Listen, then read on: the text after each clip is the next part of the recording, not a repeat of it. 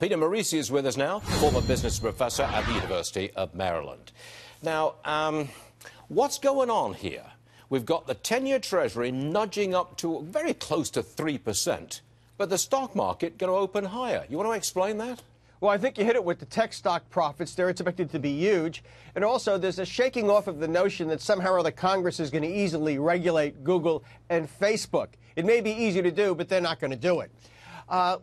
Looking further down the line, though, there's some things that could derail this. You know, if oil spikes in Europe above $75 a barrel, at the same time the treasuries go above, 3%, and something comes out of the North Korea mess or the May 1 deadline with Europe on the steel tariffs, all those things could play in. But if they don't, then the path should be clear, and the technical indicators indicate that the stock market is finding a footing again.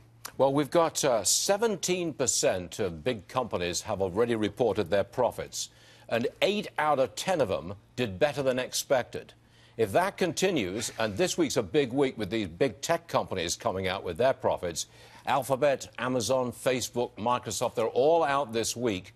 Do you think that those tech profits can dictate the future of the whole market? I think they can contribute to it significantly, but the broader market should be doing better. It shouldn't be so reliant on techs. And I think the answer there is, can President Trump display a steadier hand on the rudder? You know, all this tweeting, whatever I say, it could all be derailed, at 9 o'clock tonight by President Trump saying something very irritable on a Twitter account. The economy is solid.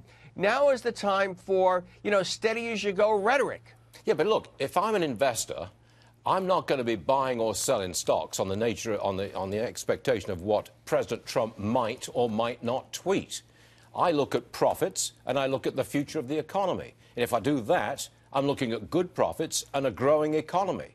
And I'm looking for reasons why I should sell my stocks because I've got some pretty good reasons to buy them.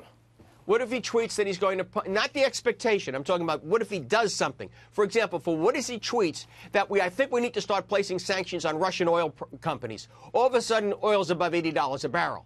That's the thing we have to watch out for. Or that things derail with North Korea and his rosy scenario that he's painting for us, which is by no means certain, comes to pass. You could have said that at any time over the last 18 months. I understand that. And you got a minor league sell-off and then it went straight back up again. The market is acting on profits and fundamentals. Well, I've said I agree with you that the market should act on fundamentals, and the fundamentals are very good.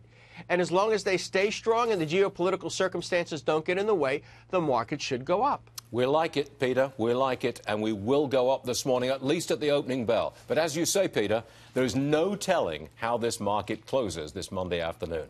Morici, we'll see you again soon. Thanks a lot, sir. Take care.